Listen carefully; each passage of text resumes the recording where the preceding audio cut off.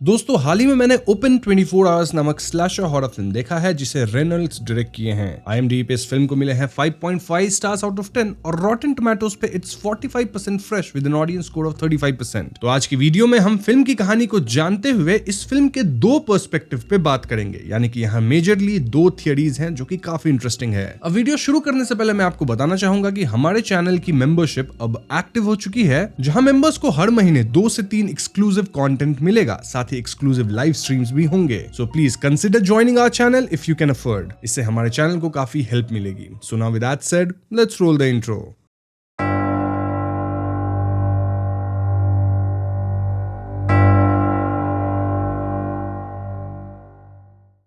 तो फिल्म के शुरुआत में हम मेरी नामक लड़की से मिलते हैं जो कि डियर गैस मार्केट में कैशियर वाले जॉब के लिए अप्लाई कर रही होती है। इस गैस मार्केट के ओनर का नाम एड था और एड और मैरी की बातों से हम मेरी के पास्ट के बारे में जान पाते हैं। दरअसल मेरी जेल होकर आई है क्योंकि वो अपने बॉयफ्रेंड जेम्स को आग लगा दी थी। मेरी ऐसा इसलिए की थी क्योंकि उसका बॉयफ्रेंड जेम्स एक सीरियल कातिल है जो कि अब तक 35 औरतों को समाप्त कर दिया है। वो बारिश के वक्त रेन ड्रॉप्स सॉन्ग सुनते हुए लड़कियों को खत्म करता था। इनफैक्ट ऐसा करते वक्त वो मेरी को सब कुछ देखने को कहता था। यही वजह है कि मीडिया में जेम्स को रेन रिपर बोला जा रहा है और मेरी को सब वॉचर बोल रहे थे। अब आग लगने के बाद भी जेम्स खत्म नहीं हुआ था, रादर वो फिलहाल जेल में है और मेरी भी जेल गई थी, लेकिन उसे रिलीज कर दिया गया है क्योंकि वो खुद काइंड ऑफ विक्टिम थी, मतलब ऐसा वो बोल रही थी। सो यस, अब मेरी एक बेसिक जॉब की तलाश में है और एड उसे डियर गैस मार्केट में जॉब दे देता है। जस्ट दैट मेरी को नाइट शिफ्ट करना होगा। तो जॉब पाने के बाद मेरी अपनी फ्रेंड डेबी से मिलती है जो कि मेरी की मदद कर रही है in settling in. I mean Debbie मेरी को ना सिर्फ मेंटली सपोर्ट कर रही है बल्कि वो उसे अपनी कार में लिफ्ट भी देती है जहां कहीं भी मेरी को जाना हो, जैसे अपने घर पे जाना हो या फिर इवन अपने जॉब पे। खैर, तो इसके बाद मेरी अपने घर जाती है जहां उसे बाथरूम में जेम्स के लड़कियों को समाप्त करने वाले कुछ विजन्स आते हैं। इससे मेरी डर के तुरंत दवा खाती है और हम भी उसे समझ पाते हैं कि मेरी इतनी ज्यादा ट्रॉमेटाइज्ड है कि उसे जेम्स के हैलुसिनेशंस आते हैं। तभी मेरी के घर पे टॉम नामक पुलिस ऑफिसर आता है जो कि मेरी के पैरोल ऑफिसर थे, यानी कि टॉम ही हायर अथॉरिटीज को रिपोर्ट करेंगे कि मेरी सोसाइटी में फ्रीली रहने के काबिल है या नहीं। टॉम अगर मेरी का नेगेटिव रिपोर्ट देते हैं तो मेरी को वापस जेल भी हो सकती है। इसलिए टॉम यहाँ मेरी को सावधानी से एक अच्छे नागरिक की तरह अपनी जीवन बिताने कहते हैं। इनफैक्ट टॉम ही मेरी को डियर गैस मार्केट वाली जॉब के लिए रेफर किए थे। अब दोस्तों मेरी यहाँ टॉम से ये बात छिपा लेती है कि उसे अब भी जेम्स के खतरनाक विजन्स आते हैं, क्योंकि मेरी को डर था कि टॉम कहीं उसे मेंटली अनस्टेबल समझ के जेल न भिजवा दे। खैर, अगले सीन में मेरी एक पार्क जैसी जगह पे होती है जहाँ वो रेन कोट में किसी अनजान इंसान को देखती है, लेकिन अगले ही क्षण वो इंसान गायब था। इसके बाद मेरी और जेसी लंच पे जाते हैं जहाँ अगेन मेरी को जेम्स के विक्टिम्स के हैलुसिनेशंस आते हैं। लंच के बाद मेरी घर जाती है जहां उसे किसी लेडी का कॉल आता है जो कि मेरी से कहती है कि तुम मेरी बेटी को समाप्त होते देखी हो। ये सुन के मेरी बहुत डर जाती है एंड देन फोन उठाना बंद कर देती है। अब रात को डेबी मेरी को डियर गैस मार्केट तक छोड़ती है ताकि मेरी अपनी जॉब शुरू कर सके। डेबी यहाँ मेरी के साथ दुकान के अंदर भी आती है ताकि वो भी इस जगह को जांच परख ले। यहाँ शॉप पे बॉबी नामक एम्प्लॉय होता है जो कि मेरी को सब कुछ समझाता है कि यहाँ उसे कैसे काम करना है। इसके बाद डेबी और बॉबी दोनों यहाँ से निकल लेते हैं और हम व्यूअर्स देखते हैं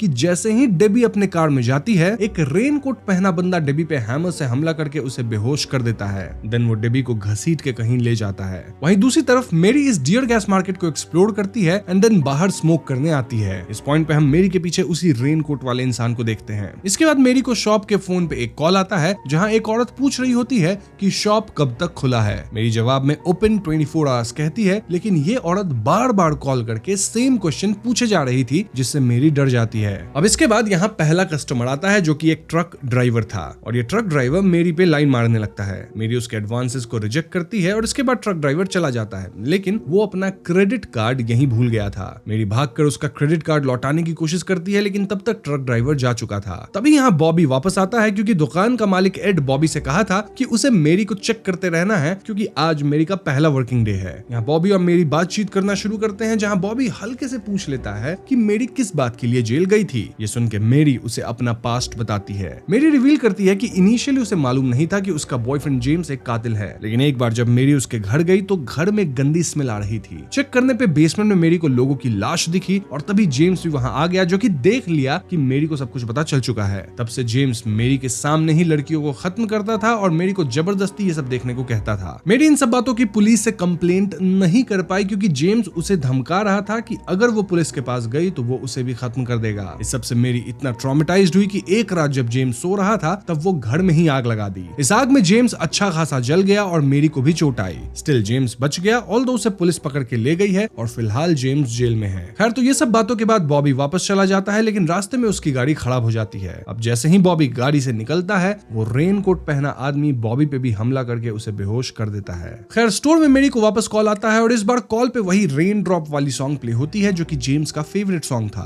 वही सॉन्ग जो कि जेम्स बजाता था लड़कियों को समाप्त करते वक्त। इससे मेरी काफी डर जाती है और तभी स्टोर में कुछ कस्टमर्स आते हैं। ये कस्टमर्स मेरी को बताते हैं कि बाहर वाला वॉशरूम क्लॉग हो चुका है। मेरी वॉशरूम चेक करने जाती है जहां कमोड में मेरी को डेबी का लाइसेंस गिरा मिलता है। फिर एकदम से मेरी हैलुसिनेट करती है जहां उसे कमोड से खून निकलता दिखता है। देन कुछ घोस्टली हैंड्स उसे पकड़ते हैं और उसे जेम्स के कुछ विक्टिम्स भी दिखती हैं इत्यादि। लेकिन मेरी यहाँ खुद को कंट्रोल करती है जिससे ये विजन्स गायब हो जाते हैं। इसके बाद मेरी वापस से काउंटर पे जाती है जहां मेरी को विजिट करने इंस्पेक्टर टॉम आए थे। टॉम यहाँ मेरी से बातचीत करते हैं like house the job and all, जिसके बाद टॉम चले जाते हैं। अब टॉम के जाते ही मेरी को यहाँ वही रेनकोट वाला इंसान दिखता है who was none other than James. जी हाँ दोस्तों, मेरी को लगता है कि ये उसका हेलुसिनेशन है, लेकिन जेम्स यहाँ मेरी को एक थप्पड़ भी मारता है। जेम्स कहने लगता है कि वो रियल है और यहाँ जेम्स मेरी को ही ब्लेम करता है, सेइंग कि मेरी को वो सब देखना पसंद था और मेरी कभी उसे गलत करने से रोकी नहीं। इस पॉइंट पे मेरी कहती है कि वो अपने पैरोल ऑफिसर टॉम को कॉल करके बुला लेगी और ये सुनते जेम्स वाज लाइक कि आर यू श्योर कि मैं रियल हूँ, because if I am not real और तुम टॉम को कॉल करोगी तो टॉम समझ जाएगा कि तुम्हें हेलुसिनेशंस होते हैं। ये सुन के मेरी अपनी आंखें बंद कर लेती है ताकि अगर ये सब मात्र एक विजन है तो ये खत्म हो जाए। जब मेरी अपनी आंखें खोलती है तो वो अपने सामने एक लेडी को देखती है जो कि सिमिलर रेनकोट में थी।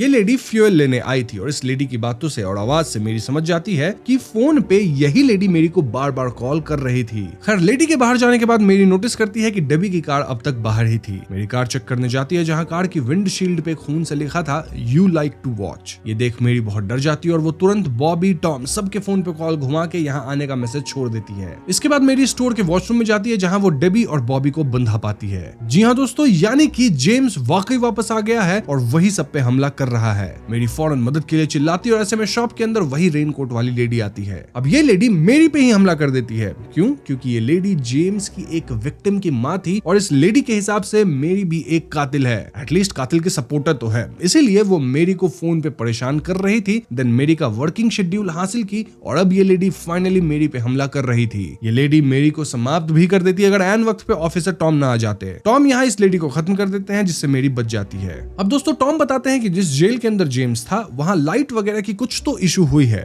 और उसका फायदा उठा के कई प्रिजनर्स भाग निकले। उनमें से एक जेम्स भी था और अब जेम्स शायद मेरी से अपना बदला लेने आया है। अब इससे पहले टॉम कुछ और कर पाते, जेम्स उनके पीछे आता है और उन पे हमला करके उन्हें बेहोश कर देता है। फिर वो मेरी पे हमला करके उसे भी बेहोश कर देता है। बेहोशी की हालत में मेरी को सपना आता है कि जेम्स उसके ऊपर फ्यूल डाल रहा है। तभी मेरी की आंख खुलती है और वो खुद को बंधा पाती है। नाउ उसके सामने 3 और लोग बंधे थे, who were Tom, Bobby and Debbie. James भी यहीं पे था और वो मेरी से कहने लगता है कि वो मेरी से प्यार करता है और उसे पता है कि मेरी को जेम्स के ये कारनामे देखना पसंद है। मेरी रोते हुए मना करती है और ऐसे में जेम्स उसके सामने टॉम को समाप्त कर देता है। देन वो मेरी से आई लव यू कहने बोलता है वरना वो डेबी को निपटा देगा। डरते हुए मेरी उसे आई लव यू कहती है लेकिन फिर भी जेम्स डेबी को भी समाप्त कर देता है। अब इससे पहले जेम्स बॉबी को खत्म करता कोई तो शॉप पे आता है और ये सुनते ही मेरी चिल्लाना शुरू कर देती है। अब दोस्तों शॉप पे कोई और नहीं बल्कि वो ट्रक ड्राइवर आया था और जेम्स उसको निपटाने स्टोर फ्रंट पे जाता है। जेम्स के जाते मेरी किसी तरह खुद को आजाद करती है। देन वो बॉबी को भी आजाद करती है।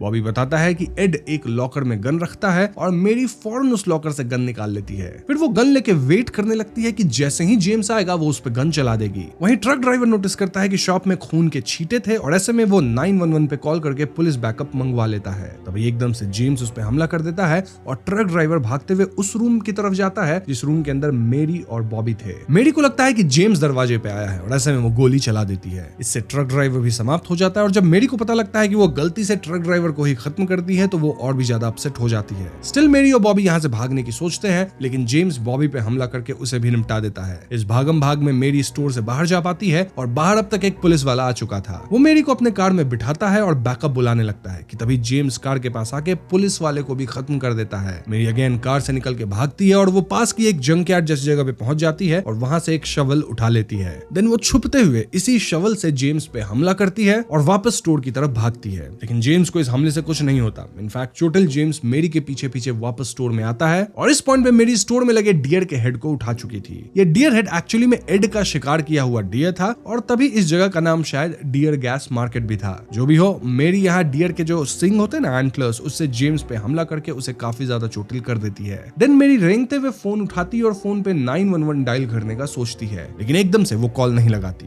जेम्स और मेरी दोनों यहाँ चोटिल हालत में थे और ऐसे में मेरी अपना होश खो देती है। अब अगली सुबह जब मेरी को होश आता है तो जेम्स आसपास नहीं था। मेरी किसी तरह उठ के स्टोर से बाहर जाती है और यहाँ से भाग निकलती है। फिल्म के लास्ट सीन में हम मेरी को किसी लूना सैलून में काम करते देखते हैं और यहाँ मिरर में फिर से उसे जेम्स के रिफ्लेक्शन दिखाई देती है। फिल्म यहीं पे खत्म हो जाती है। तो दोस्तों, ये थी ओपन 24 आवर्स फिल्म की कहानी और ये कहानी काफी सिंपल सी थी, लेकिन हम इस कहानी को दो डिफरेंट पर्सपेक्टिव से देख सकते हैं, यानी कि यहाँ दो थियरीज बनेंगी। पहला पर्सपेक्टिव या पहली थियरी ये है कि जेम्स वाकई में जेल से भाग के वापस आया था, जहां वो मेरी और बाकियों पे हमला किया। एंड में मेरी जेम्स को रिपोर्ट नहीं की क्योंकि मेरी को पता था कि पुलिस के इन्वॉल्व होने से भले जेम्स पकड़ा जाएगा, लेकिन वो भी दोबारा जेल चली ही जाएगी। इसीलिए वो एंड में 911 पे कॉल नहीं की। वहीं अगर जेम्स की बात की जाए तो वो काफी ज्यादा चोटिल था, स्टिल वो रात तक में कहीं भाग निकला होगा। मतलब ये जेम्स काइंड ऑफ हैलोवीन के मायस जैसा है, जिसको कितनी भी चोट लग जाए वो भाग निकलता ही है। एंड दिस टेल्स अस कि शायद जेम्स अभी तक खत्म नहीं हुआ है। इसके बाद मेरी एक सैलून में जॉब ले ली है और जेम्स के विजन उसे अब भी परेशान कर रहे हैं। इनफैक्ट इट्स क्वाइट पॉसिबल कि जेम्स वापस से मेरी को ढूंढकर उसके पीछे आएगा। सो ये थी first and very simple theory. लेकिन अब हम सेकंड थियरी या पर्सपेक्टिव की बात करेंगे, जिसके हिसाब से जेम्स जेल से छूटकर आया ही नहीं था।